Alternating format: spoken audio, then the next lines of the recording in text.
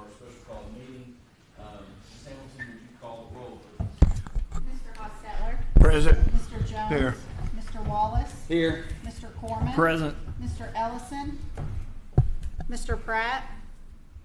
Mr. Livingston. Here. Mr. Culbertson. Here. Judge Covington. Present. Thank you all for being with us, as I said, and the agenda item that we need to address is 3 payments, 3 hand checks, capital fund to general fund, $135,000, and then Marilla out of capital fund, $28,681.40, and then Marilla capital fund, $103,342.36. I just want to clarify that one is directly to Marilla and the other is Marilla vendors. I'm sorry. Yes, appreciate you clarifying that. Any questions or comments related to that agenda item? And motion. We got a motion from Mr. Livingston, a second from Mr. Jones. Any other questions or comments? All those in favor, please say aye. Aye. Any opposed? Motion passes. Is there a motion to adjourn? Motion. Motion. Second. Second from Kelly Corman. Any other comments? All those in favor of adjournment, please say aye. Aye. Any opposed? We are adjourned. So we will now move to our regularly scheduled work session. And the first item that we will discuss is something that's kind of been more of a issue as of late, and we really need to consider moving forward with making a plan to address it, is the HVAC here at the courthouse at 101 East Main. And we have guests Trent Turner and Brad Nation from Shrout Tate Wilson. You all approved Shrout Tate Wilson doing a work, essentially commissioning of the current system, to tell us exactly what they observed about the mechanics of all the different components. So I'm going to turn it over to Trent. Trent's going to walk you through what he observed and then give you some options and tiers of recommendations about going forward. And I myself would value your all's input very much so on this topic. So thank you all for being here. Well, thank you, Judge Covington. Like you mentioned, my name's Trent. This is Brad behind me. We work with Shrout Tate Wilson. We were, contractor come take a look at the HVAC system and kind of evaluate its current condition and kind of get a general idea of what's been causing some humidity issues and stuff that's been happening inside of this building. We were here for a few days doing some testing and general measurements. Generally, what we end up finding is the system that's in here is outdated.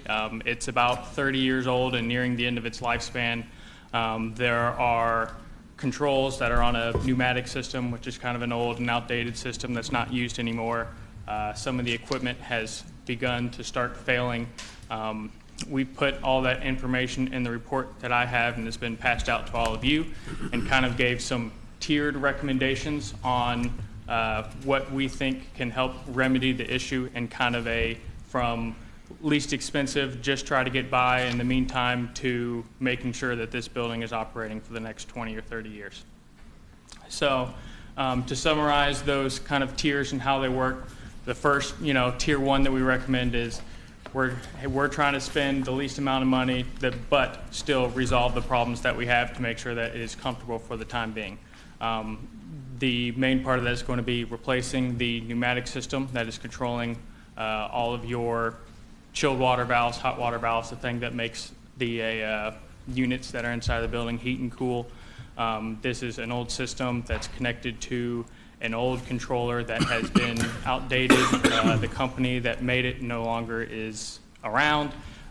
Getting service on it or parts into it is going to be an extremely difficult task, so you would be more than likely looking for a complete replacement for the control system. The second part of that is there is a chiller outside that provides chill water that cools this building. That, as of right now, is in a semi-broken state where it is limping along.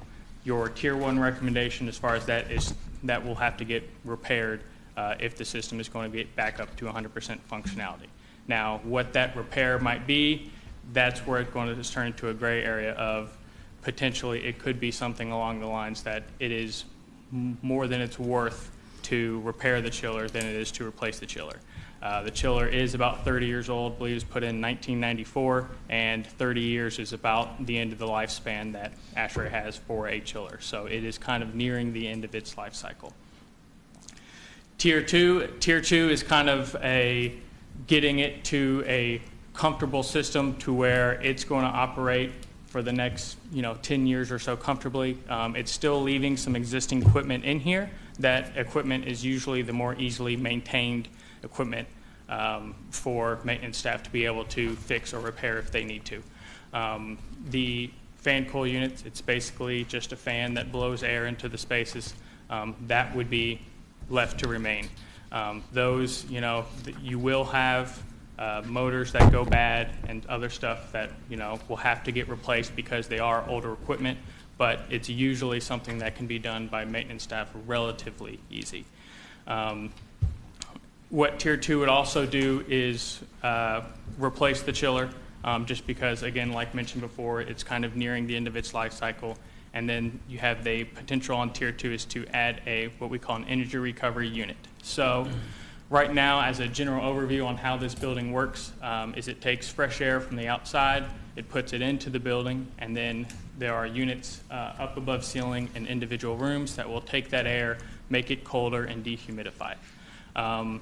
Part of the reasoning for putting an energy recovery unit in is two things. One is it is a cost-saving measure, as in any time that you have air that's leaving the building through exhaust or through bathrooms, it takes the energy from that air. So if it's cold air coming from the inside of the building on a hot day, takes some of that cold, puts it into the air coming in, and ends up saving you on energy cost a little bit. The second thing is it will dehumidify the air before it gets in the building. So as of right now, we are bringing outside air in, and then we are attempting to dehumidify it. In this case, it would be done before the air enters the building. And so that is just a way of making sure that the humidity problems that we're having in this building are to stay away. And then Tier 3 is going to be what is simply just a complete replacement of the HVAC that's in the system. So everything in here is, again, kind of nearing the end of its life cycle. So we can probably expect that there are going to be things that are failing that will need to be replaced.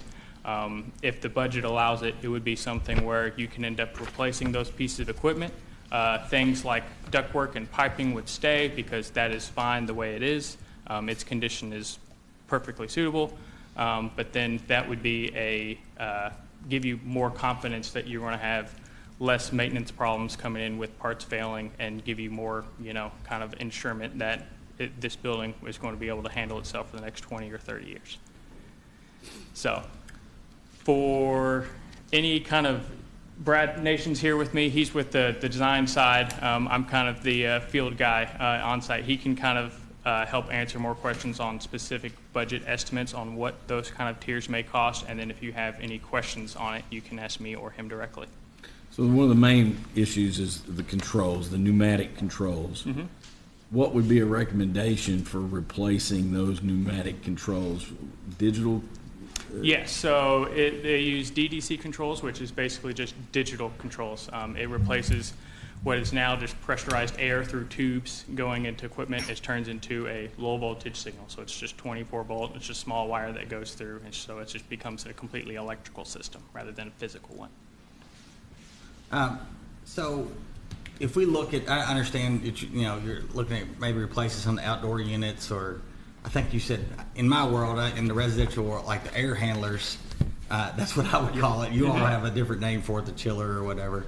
So if we replace the outdoor units, would you change the location of them, or is there technology that would allow it to be placed somewhere else, or it's still going to go right back here in the existing place? If there's a more suitable place, then it can certainly be moved. Now, the easiest thing to do would be to put it right back where the other one was. Okay. Yeah, if you move the location, it just changes kind of the cost, right? You have all the routes going to the same mechanical room, so putting it in the same space makes the most sense. If that's inconvenient to be there, moving it it'd be the best time to do it when you replace Well, it. I'm not advocating for this, but a lot of times they put the units up on top of the ceilings and or up on the roof. On the roof, yeah. I And mean- I'm not saying that's what we do. Yeah. But I didn't know if there was another location besides the roof that you could place the outdoor I unit. know to this level, I don't think they've kind of explored that option. I mean, that there's obviously structural considerations, kind of site considerations to consider if that's what's kind of desired to kind of find a different location. But if you did replace it, that would be an option to definitely move it to a different Sneak it in over at City Hall, they'll never know. location. Yeah. And as far as footprint goes, we don't see any reason why it would grow significantly from what it is. Usually the efficiency gets, the footprint as similar as it is right now. So that's not a concern at the moment. Because it's not an issue with the size of the chiller. It's really just the functionality of how it's performing right now. So it's not like it's too small for your all's needs.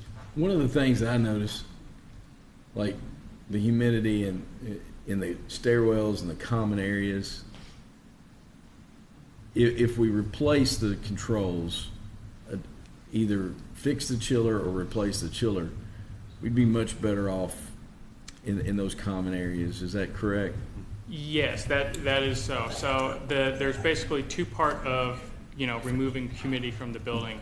It's you have to have cold enough water that when it's going through the unit that the water in the air will start to condensate on the coil, and then you can get rid of it that way. And then the second part of that is having the correct controls to know when to open up to allow more or less chilled water to adequately cool space. So in combination of those two, that's kind of like our tier 1 minimum, is getting the chilled water either repaired so that way it's putting out at the right temperature, and then getting the controls replaced. Just those two should be able to help with the humidity issues. The rest of it is to more make it easier for you guys maintenance-wise, and to kind of preemptively hit some of the potential maintenance issues you might have in the future as your stuff is aging. Rick? I know we're probably going to get sticker shock, but I've been around this long enough to know that this whole system needs to be replaced, in my view. But have y'all considered a number? Do you have a number? Yeah, if you I know- want, I think it may be beneficial for you all to kind of go tier by tier. We can go through some of the That'd be items, fine. just kind of the list you can break down. If you want to Can I refer. ask a question before you? Yes, sir. Because mine kind of ties in, because that's what I was thinking, because this is so far out of my wheelhouse. This is stuff that you all do down there. But that was what I was going to ask.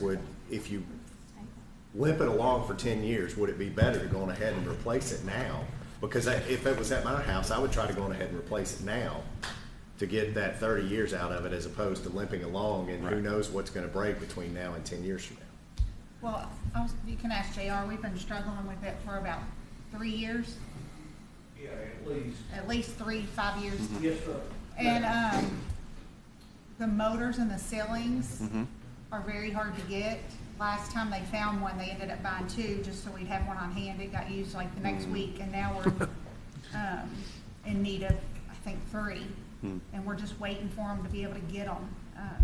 If tier 1 keeps those, that's not even a possibility. Right, yes, that's definitely something to consider, because those would not even be replaced on this list, at least until Yeah, tier we 3. can't get them.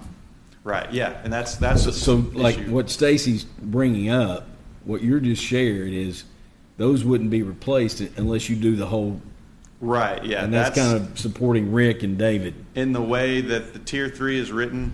You can consider it almost like a full equipment replacement. We're not going to necessarily rip out the ductwork and the air devices. It's really going to be the main energy movers, like your fan coil units, which are the units with the motors above ceiling, your chiller, your controls. So what about tier 2? It wouldn't mess with those motors or? No, so the tier 2 was kind of, so your fan coil units are your easier things to replace, because when you do have a motor go bad, maintenance is usually able to take care of it. Now, it sounds like that's going to be more trouble than it's worth, because you have them failing a lot more frequently than you might have. So the tier 2 was trying to hit any of your big ticket items. That's going to be, you would have to get a contractor to come out and fix it, and keeping anything that maintenance themselves would be able to fix. So along the lines of the request from Rick and David, just skip down to tier 3 and rip the Okay. Band-Aid Can off. I ask another quick question before I fall Yeah. on the floor? Would there be a possibility of any energy grants as we're updating the system? Or could there be equipment that could be used that would qualify for grants? I know with kind of the system type that we're using in this building, I'm not aware of any offhand. Most of those grants are related to solar geothermal kind of systems. That's not what's here. Not to say there's not. I don't think we've done kind of any research to see it otherwise. But that's something we you We guys could we definitely look at, yeah. consider some options because you're not energy efficient right now, and a new system would kind of improve your energy performance. So I don't think we have a footprint that would allow for a geothermal. right, yeah, you're Like- really very I mean, tight I around just, here. I'd love to say, hey, yeah, let's stick a well field here. Yeah. Put them on the sidewalks out there, they do it all the time. Yeah. Underneath the parking lot. Again, the city's doing it right now. You could always tie in. Yeah. Yeah. In the We do an dark. overhead pump, Yeah. insulate it. No, we'll just do a direct bore and tie in. So would you like me to just kind of list tier by Sure. tier, or you want to skip to the bottom? No, just so everybody has context Yeah. of like prices. I know it's all Sure. kind of a foreign language. Do you But- have what you're looking at, just in case I can? So I do not. We've really been He getting didn't share prices. prices. Okay. Prices like have come in literally as of yesterday. We've been working with suppliers trying to get modern market prices for you all. So feel free to write these down as I Did you guys discuss them. talk to Mullis at all? Because they've been extremely. Mullis, I did, yeah. When we first came, Mullis was on site with us, kind of describing to us the building operation and their issues that they saw. So they definitely influenced kind of our kind of list and trends kind of approach to things. So for tier one, just for example, replacement of pneumatic controls, digital controls, that's going to be in any kind of range from 100 to 125,000. Now that's a modern system. That technology is, sophisticated, but it's kind of standard now for building operations. Especially kind of that work is your pneumatics are so old, getting things upgraded, especially with existing equipment, can be kind of costly. So just for bare reference, that's kind of a price for kind of DDC controls. Repairing the chiller, that's always a tough gauge, right? We would only recommend you guys probably approach it with an allowance, like what are you willing to spend on a piece of equipment 30 years old, and then not do anything outside of that. I will skip test and balance. That's kind of procedural, kind of with a replacement project such as this. Tier 2, we're talking about a dedicated outside air system. That's also referred to as an ERU, like Trent talked about. That is in any range from $180,000 to $200,000. So that would be a piece of equipment that would probably be in attic space. Kind of some work related to providing ductwork, power connections for that system. But that would all be internal to the building as far as our approach goes right now. For replacement of the existing chiller, the recent numbers we've got also show that to be around $200,000. That's counting demolition of the old chiller, replacement of the new, associated labor to get that all installed outside in the existing. So Brad, let me Yeah. clarify. Yes, sir. So tier 1 is just 100 to 125. Yes, sir. Now, tier 2, you said 180 to 200. Yes. But then you said another 200 for a chiller. So, That's correct. So we're at 4 bales. Yes, sir. All right. And that would but include this, the controls as well, right? Yes. Or well, that's in that's addition? in addition to. So you basically add You're down. 5 1/4. Yes, sir. So that leads to your tier 3, which encompasses, this one's more kind of over-encompassing of all the stuff we talked about before. This adds the fan coil replacements, the units above ceiling with the motor issues, to clarify. And that's based off kind of any kind of energy performance metrics, especially in ASHRAE, which talks about the equipment life expectancy. Everything's past age. That is anywhere from $700,000 to $750,000 for that kind of replacement. So just tier 3, Tier 3 standalone. blanket. Well, Yes. I guess to clarify, and you can correct me Yeah, if I'm wrong, go ahead. that 750,000, that is a total renovation. That's including the chiller. That is Yes. including the ERU. So it's, Yes. it's for Is the that tier new 3. ductwork It too? is That that is is not ductwork.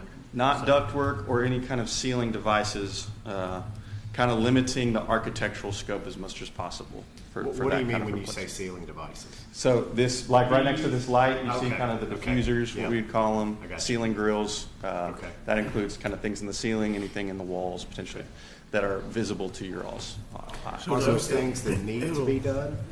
No, it'll No. still include balancing and. Yes, balancing, And yes. so if we went with this tier 3, Mm-hmm. so this DOAS unit, are 700. Yeah. they're gonna have an energy recovery wheel, is that part of? That's the most common, yes, for So are energy we- recovery. So Yeah. this is a ducted return, I'm assuming, in this building, because don't you Yeah. have to have that for the? Ducted, yeah, you actually have outside air ducted to all of your indoor units already. Gotcha. What it's doing is it's just coming from the attic down. So what we would do is put a unit that could connect to those intake positions, make your, and get your energy recovery up there, and then distribute in the existing ductwork you have. So it's not as intrusive as placing an ERU, running ductwork through the whole building to get to certain points. The infrastructure is already in place for that. Gotcha. I mean, that's, to go this route, that's what you're looking for on the long term is the less power consumption.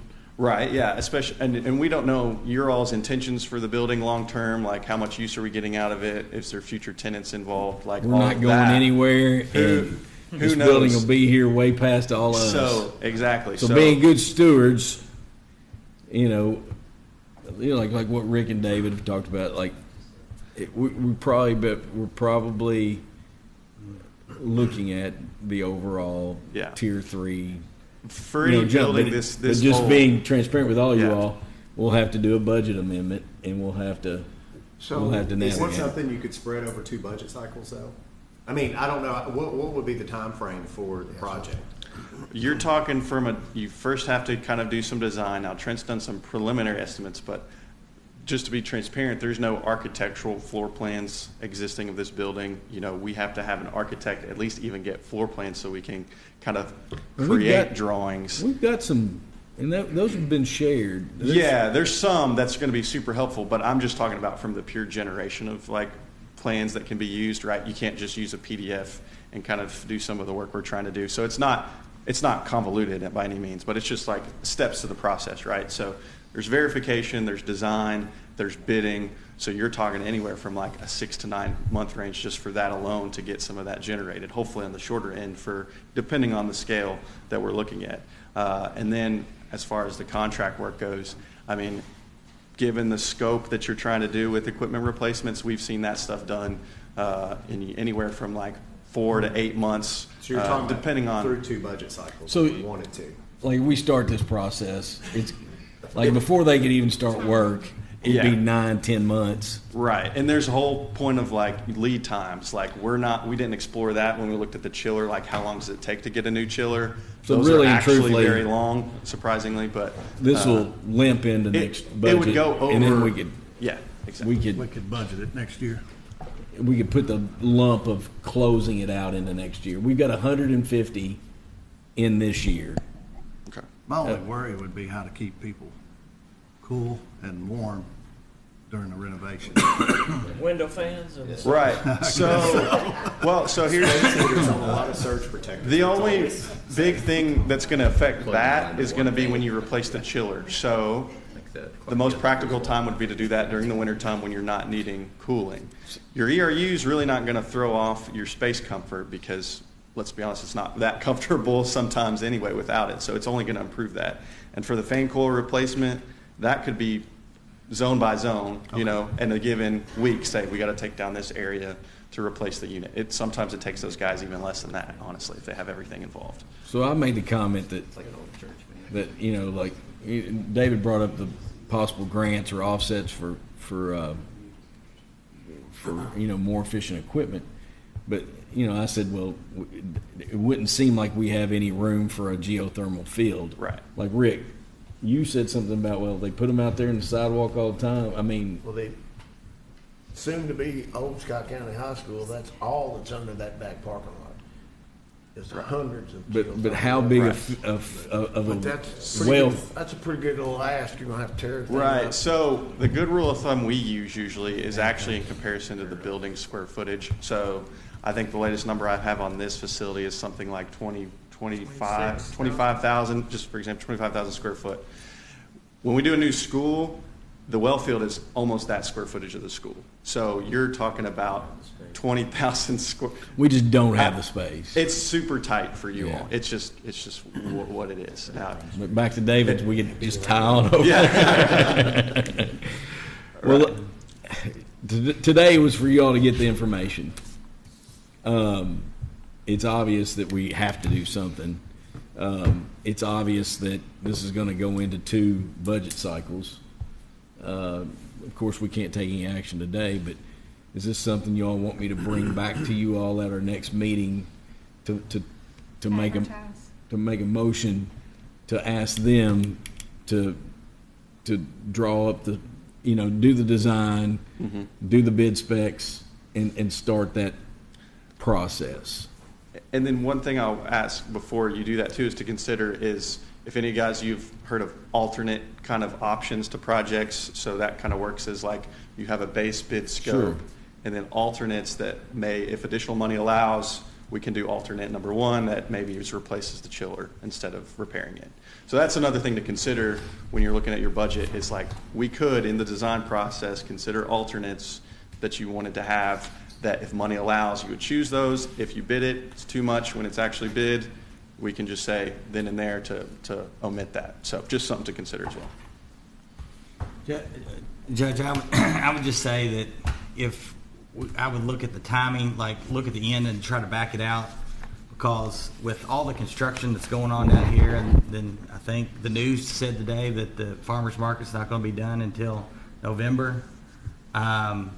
That we possibly look for construction to be done, like if we need to do the work on the chiller, you want to do that like maybe in March or something. No, and then I don't think any of this work Yeah. would even be done until but like to back it out June. that way. Yeah, Late next year or sometime. I mean, Yeah, and City Hall is supposed to be done, I think, by May Okay.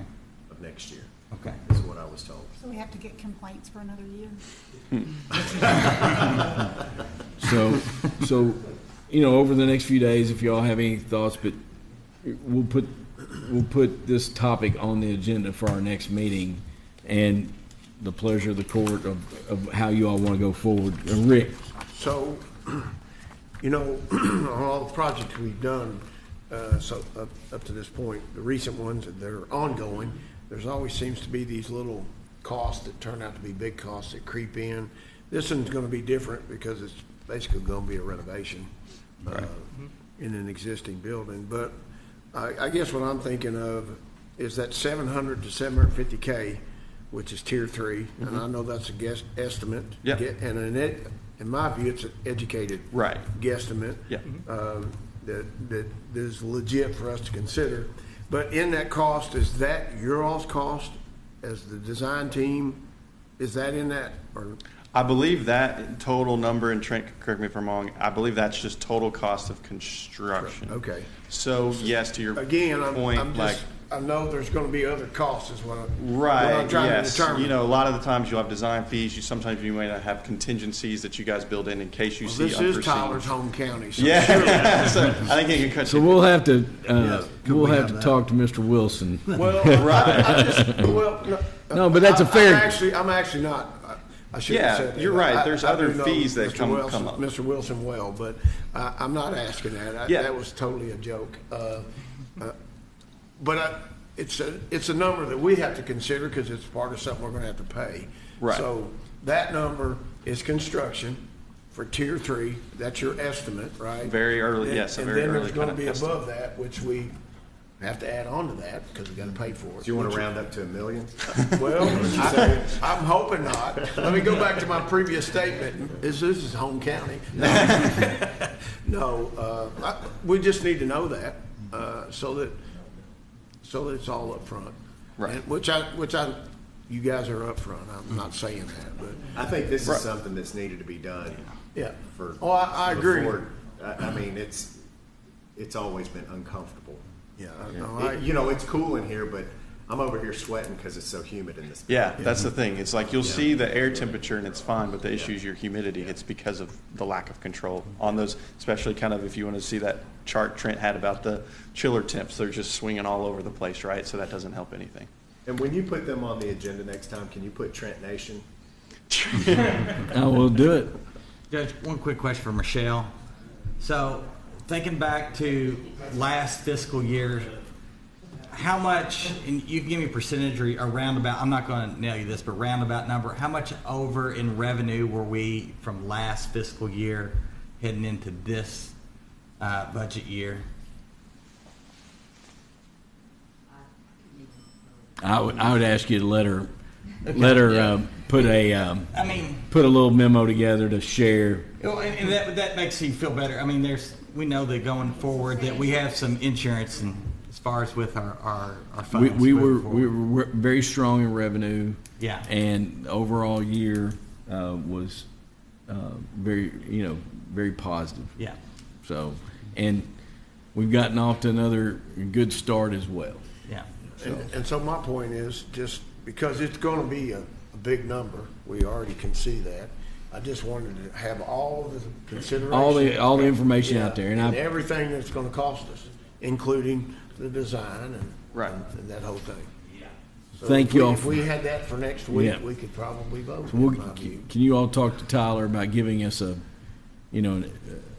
cost for design? Yeah, sure. Yeah. And bid spec, and any other associated. Any kind of any built-in, other associated any kind of costs. associated Right. fees that we make, which again Right. are tough to predict with the market, but we Yeah. could definitely give you more.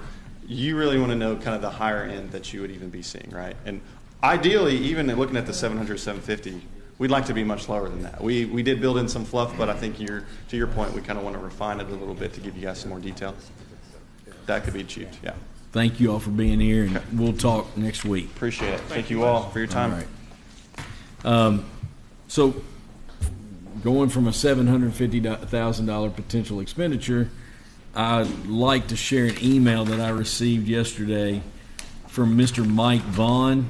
He's Division of Traffic Operations, Traffic Safety Branch Manager, KYTC. After Chelsea presented her Legacy Trail update, Chelsea and Chase met, and they put together a really compelling set of data and stats about potential, safety mitigation issues that could be with a roundabout and the Legacy Trail. And they have met more than once in the last week, and then met again yesterday with KYTC. And this email is from Mike Vaughn. It says, just got off Teams call with Chelsea and Chase at Strand, where we reviewed and discussed the benefit cost analysis they performed on the risk of death for users of the trail crossing if we build a roundabout versus if we do not build a roundabout. Based on their analysis, I am happy to report that Kentucky's HSIP can contribute up to $750,000 towards the roundabout project. So this is fantastic news. Mm-hmm. I had shared with you all the data from the Legacy Trail funding, cost versus funding, and we talked about total design, right away utility construction was about 4.9, and that's got that 15% $750,000 contingency that we hope doesn't get eaten into, but total funding required was about 5.7. Current TAP grant and match that we have is 4.8. And we were talking about the potential that we could use flex funds if needed. And then you've got this additional funding needed just on the base bid was about $642,000. So if you add $750,000 in, we're going to cover that base bid very strongly. And then what we had done is we'd brought, trying to look at conserving dollars, we'd brought the Legacy Trail in to where it would terminate right there next to Jodhpur. Coming down from the railroad track, it'd just stop right there next to Jodhpur, right next to the road. Mm-hmm. But if we added that taking it all the way down to the kind of the entrance of the park on the backside where, so remaining that remaining funds needed would be about $854,000. So that $750,000 has really addressed a big part of our funding gap. So we're working, they're working on the final piece of the design, maybe shifting the roundabout just a little bit right or left, and then looking at right of way, all of that is kind of it's all kind of a moving target until it gets nailed down. But I'm very excited to report that $750,000 of HSIP will really benefit the project. So if you have any questions, let me know. And that just gets us, I would feel very comfortable putting out to bid now, once we get there to that point. So what questions does anyone have? So the HSIP money, which I think it's great. It's on. I mean, Lyle Road needs it. Don't get me wrong. So that was allocated for this year, and so then the pocket will open up for next year that we could possibly look to try to get that used somewhere else. What are you talking about? HSIP. No, this HSIP is going to be allocated towards the roundabout project. Right. Once we go to bid and. Yeah, but the HSIP money's there every year, and you have to apply for it to try to get it for different projects. And so this is just the project that they feel like it needs to be used most on this year. Okay. Yeah, they're going to allocate it. They feel like the cost-benefit analysis justifies it. Sure. Well, when there's different projects with the state roads, and you try to look for HSIP money, you want to make sure that that you're not canceling out another project because you're using it for this project. Yeah. No. I don't believe it'll impact anything that's ongoing. Okay. Any other questions? But that's fantastic news. Now, if you will, I'm going to ask Michelle to help me, and we're going to navigate that. But I'd like you to look at this spreadsheet, and please know that this is just for informational purposes, so you can wrap your head around numbers. We will not bring this to your consideration to vote and take action until the 22nd of August. The 22nd of August. So a number that has been certified is that $6,642,788,159. That's your certified value, correct, Michelle? Yes, real estate. Mm-hmm. And That that's been certified. Does not include new growth. Okay. New But- growth is separate from that. New growth separate. So if you look at the three columns, you have the comp rate, you have the held rate, and then an adjustment at the smallest percentage without going over 4%. If you go over 4%, you become subject to recall. Everybody here knows that. So looking at the options, there's no way that you can hold the rate. And I never recommend that. You could look at the comp rate, which would be in our current rate, just to remind everybody, our current rate is 0.0570. So really you have two options. You could go at 0.0552 over there in that right-hand column, and that would be at 3.97. Or you could look at the comp rate, which would be 0.0550, and you would be at 3.60% growth. So in my mind, you have one or two options. You have that right column, which would reflect a lowering of the rate at 0.0552, or you could do the comp rate at 0.0550. Now, questions or comments about that? Or if you held the rate, it would be above the 4%. Oh, there's no way that if you held the rate, it'd be a 7.36%. Yeah. And I understand that. I would not recommend that. And then looking down, Michelle, you want to talk about the personal Yeah, property? it's the same concept with personal property. Our current rate of personal property is .0531. Of course, if we held the rate on that, take us to 6.44%. If we took the comp rate, it would put us at 10.25%. So with the adjustment, proposing over here in the right-hand column of .0518 would put us at 3.83. And you know, you can't go out any more than 4 decimal places with DLG, so that's limits us. How does the comp rate give us a higher rate than holding the rate? Because the rate should be going down. It should be held, right. But this is what they sent us. This is what they, yeah. So if you take the smallest adjusted rate, then there would be a increase of about $150,000 to the tax base. Correct. Correct. Couldn't buy us controls for Yeah.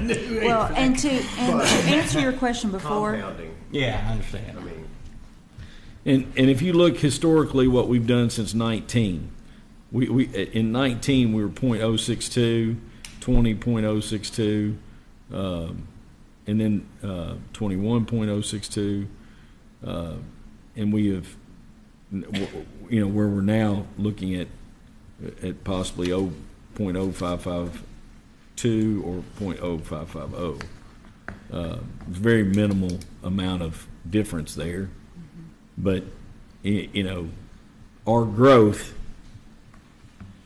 you know, we're blessed, but we're challenged. And property it's, value you know, really the is property what's value pushing it. growth and the assessments continue to climb, and there is no reason not to believe that those numbers will continue to climb as well. if I remember correctly, the property tax rate today is lower than it probably, I believe it was in 2005. Yeah, that's right. So, And could be even lower further back than that. I just haven't looked lately. and the last time I looked, our rate was in the bottom 5 of the state. yes. I mean, it's in the bottom 5 in the state. That was less than a year ago. I looked at that. So, what questions or comments? I just wanted to put this in front of you. You have it. Now we'll bring it back on the 22nd for consideration. And if you have questions, you know, let us know. And to address your question about how much revenue we received over budget, about 46% above what we budgeted. Okay. How much? About 46% above our budgeted amount. We received in fiscal year '24. So. We'll take it that way every day. Yeah. Every day. So, moving on from there, if there's no other questions, project updates on Sheriff's Office, EMS, Farmers Market, and Hall of Justice. On Tuesday, we met at 9 a.m. Rob Jones came. JR is always there as well. And the Sheriff's Office Clerk's Annex, the big piece to talk about is that on Monday, there is a new steel contractor that will be on site mobilizing. They anticipate having in excess of 10 staff members on site on Wednesday to start work in earnest. What's happening in between now and then is documentation of all the work that has been done to know like a baseline of what's there, and then having Pogue engineers, who's the structural, and then the special inspectors documenting any deficiencies, any things that have to be corrected, and then having that baseline. And what we were supposed to get, I said, I do not want to wait another month to meet. So we're going to meet again next Friday after court just to have another update. At that time, I believe we'll have an updated plan and timeline that gives us a true substantial completion date. Rob, JR, if you all want to comment, I'd value your comment. I think you said it right, and you put it to them. We need a date of finishing. Yes. because furniture has to be ordered and such for the building, so, it's definitely not gonna be December at this point, so, and that was the date we were supposed to be in there by now, but, so, I think asking that question and Yeah. So Get an next, answer. so hopefully next Friday, we will have a good, a better picture that's realistic. And I'm very optimistic that they'll get back. And, JR, you even noted yesterday that it seemed like there was a lot more action over there. So we met, and that was on Tuesday. So I'll give you more information as I get it. EMS, we met at 10:30 a.m. the same day. I'm very, the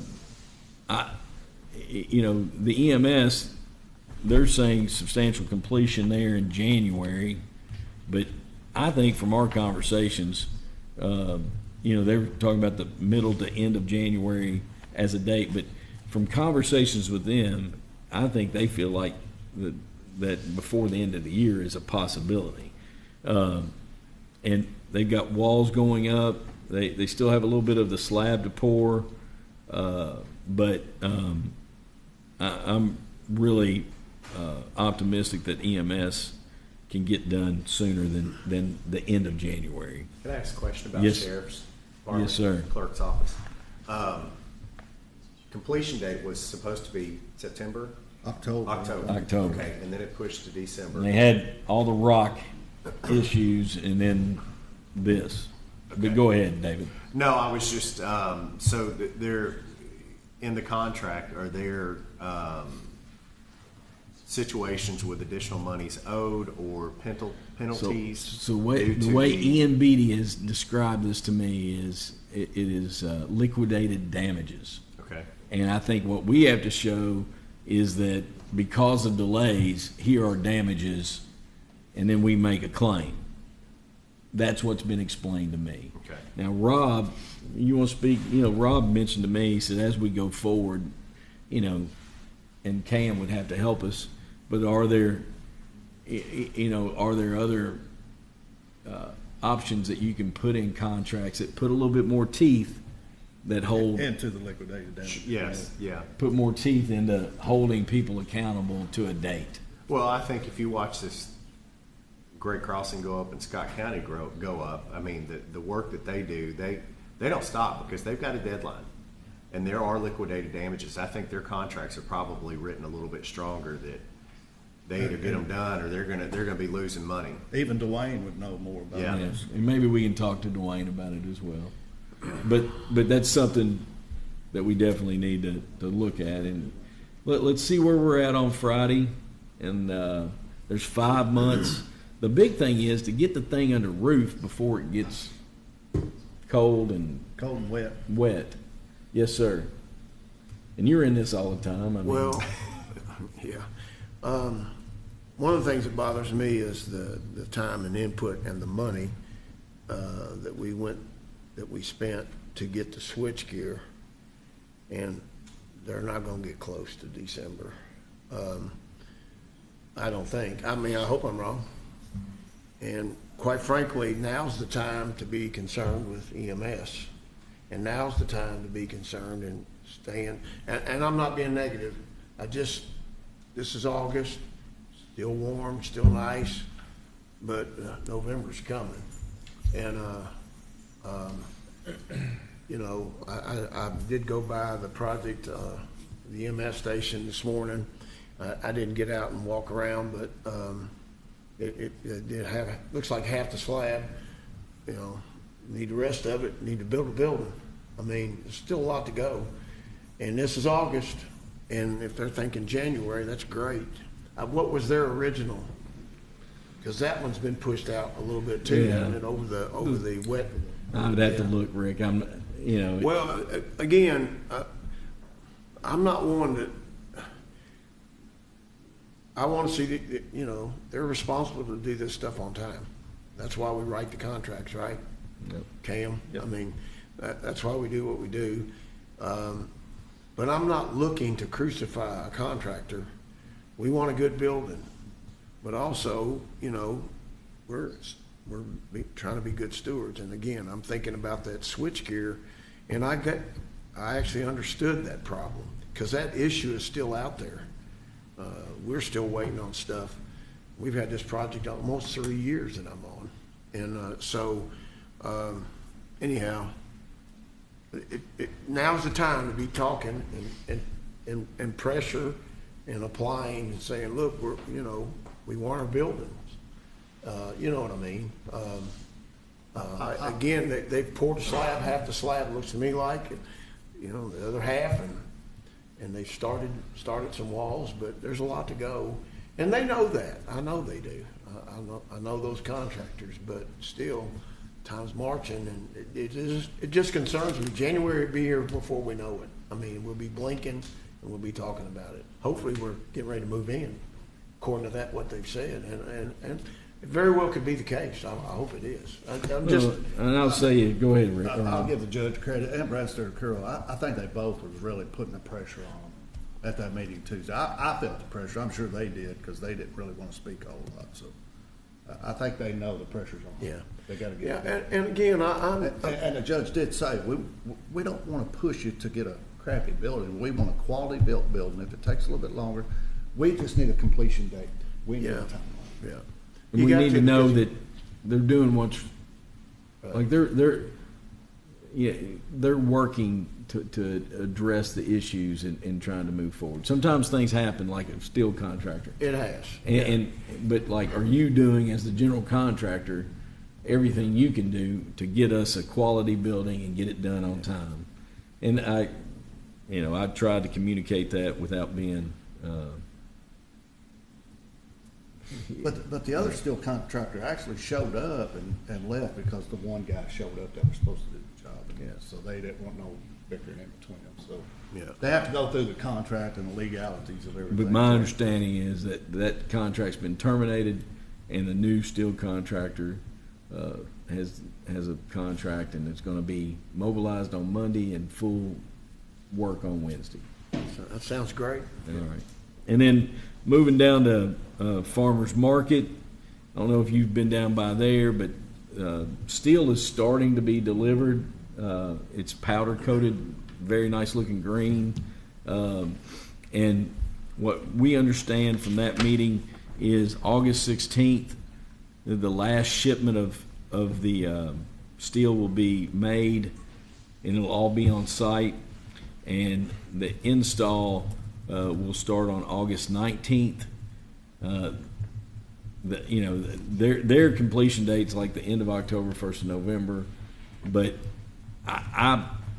from what we heard from the general contractor, that the steel, like our project, will not take a long time to get it up. JR, you were there with me. And then, they've poured the footers, they've poured what they call piers. On every pier, the steel will set, and it'll be wrapped in stone veneer. And then the whole thing is going to sit on a concrete slab.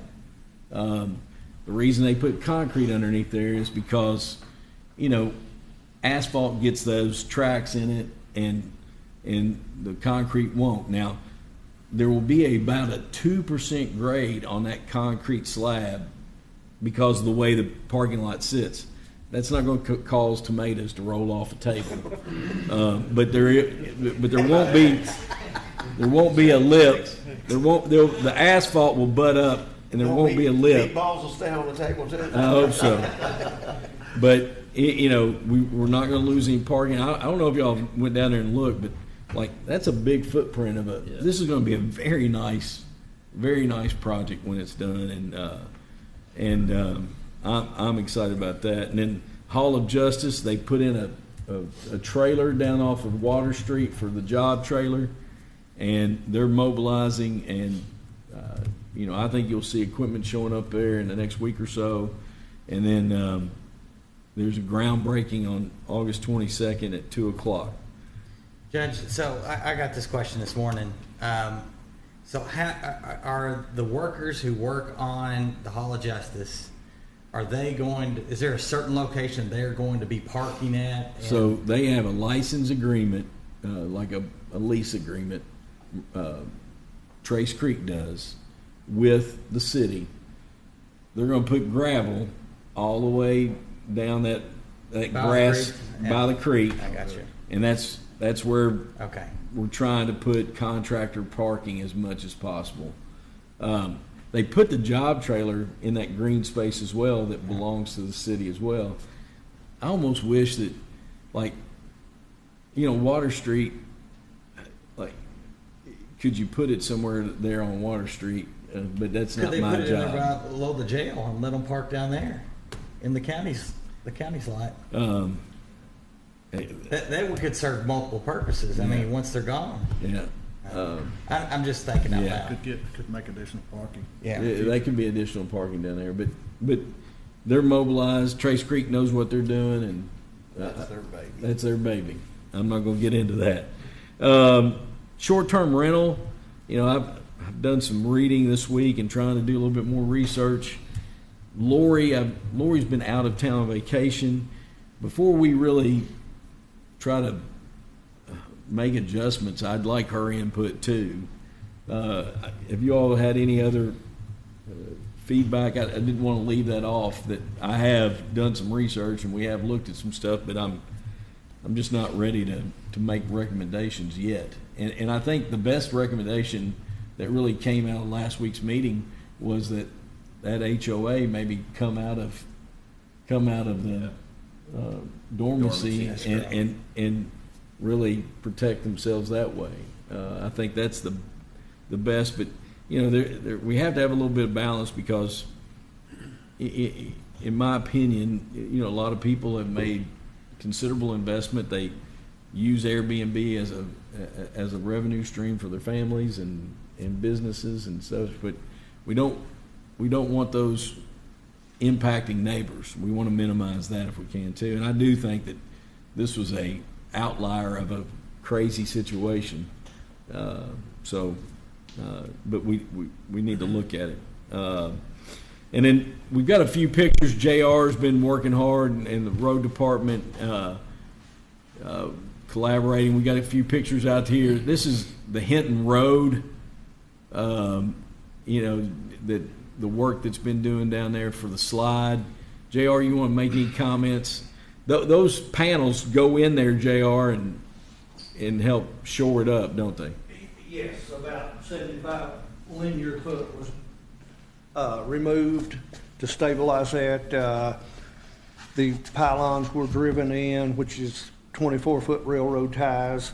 Then cribbing goes up against there, and it's backfilled with number 2 gravel to stabilize that whole bank. And it's a little bit complicated because the railroad is about 100 foot right straight below that. So all that got stabilized. Probably 80% complete now. That's all filled in. We got to put up guardrail, do a little patching on the top of the asphalt, and it'll be completed. Of course, we were awarded emergency funding for that project, and we were able to save like $4,000 off the price by using our dump trucks to haul off debris and everything. So it's going good. Any questions about that? Just wanted to update there. Not about that, but I don't know if this is, I need to talk to the city or this is something we can do, but in the entrance to our neighborhood, Bradford Place, off of the bypass, somebody has plowed through the guardrail and it's all mangled, and so. Would that be The state will That's a state. Well, I know rely it's on. a state thing, but I didn't know if, Can you- reach out and ask them? I can reach out Thank to you. them, absolutely. Yes, sir. Any other questions for JR? Yeah, well, so the railroad, I don't know if it's this through JR, but we had issues with the internet, with the railroad. Have we got any resolution on that and getting the internet? So my understanding is all the railroad permits, and there's 7 of them, have been approved. Okay. Now, they are scheduling, and Jared sat in with me, they're scheduling the work to be done on site. They have 2 that are scheduled. One's like August 16th, and the other one's like August 20th. We have no control. I do have a call set up with the government affairs for Norfolk Southern after this meeting. A guy named Derek Sublett to ask if he could help us expedite the scheduling of the work. Okay. It's a dance, to say the least. Gotcha. But they have been approved. JR, anything else you want to share about paving, road work, mowing? The 227 project that we've long awaited is in progress. The elevation of the dangerous curves down there, right-of-way work, shouldering, it's in progress as we speak and set to be done in about less than 2 months from what the contract and is. Rob and Chad, when is that meeting? It's Tuesday, August 6th, at, I think, 6 o'clock, at the Great Crossings High School Auditorium. And it's open for it's open to the public. And You got an email just a day or two ago about this meeting, and it's open to the public, and it's related to the project and any historical impacts that might come about. That's right. So, Hopefully there's none to come hopefully there's about. none. Yeah, they started Thank you. mobilizing some equipment and stuff like that too. Any other business any court member has? Rick?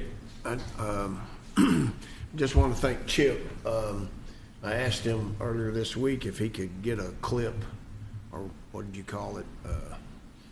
A clip from our last week's meeting of Teddy's testimony about how the device had helped him. And so I think it's about 13 or 15 minutes long or something. So if you don't have it, I can send it to you. Chip was able to do that pretty quick, and so I've been sharing it. My wife's been sharing it. I think a lot of people have been sharing it. What'd you say? As of this morning, there were 662 views of it in just 2.5 days that it's been up. Yeah. So, but thank you for doing that. And I actually, the next morning after I realized that last Friday morning, I actually got a couple of text messages from people I had no idea that they were. They had to tell me who they were. And they said, "Well, I watched that video last night. I wish it wasn't. I didn't have to go through 3.5-hour meeting." And I said, "Well, you can fast forward." But so that's what made me call Chip, and because I don't know how to do that stuff. But thank you. And he's been tracking it, and so we've been sharing it. I can share it with you guys if you want it. We're just sharing it with folks that want to know about the device. It turns out in conversations at my job with guys, they got family members that are in need, and you just never know who you're talking to. But a lot of folks have been impacted by this opioid use problem that our nation has, and so anyhow, that link's out there. You can see a guy that's been treated.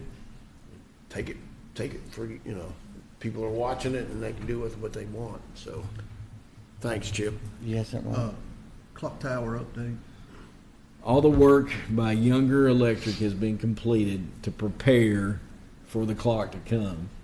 We corresponded with them last week. They're trying to give us a date when they can come and replace the faces and do it. I hope it would be within the next month. You think that's about right, JR? We had some work that had to be done to prep it for the controller. Also, it's got a Cat 6 line that goes up there to hook it up to the internet, that it can be adjusted by that. So I don't know how many people do it, but every morning I ride in town, that's the first thing I look at. I know. I look up to that clock, see what time it is. So. we used to get a lot of calls, and now it's kind of died off. But we told everybody, "Hey, we're fixing it." It just I still get a call every now and then that tells me that clock is still off. Yeah. But anyhow, they ride through on Sunday morning. But what about a generator installation update? Is this one complete? This one's complete. It's been tested. It worked as planned. What about the other sites?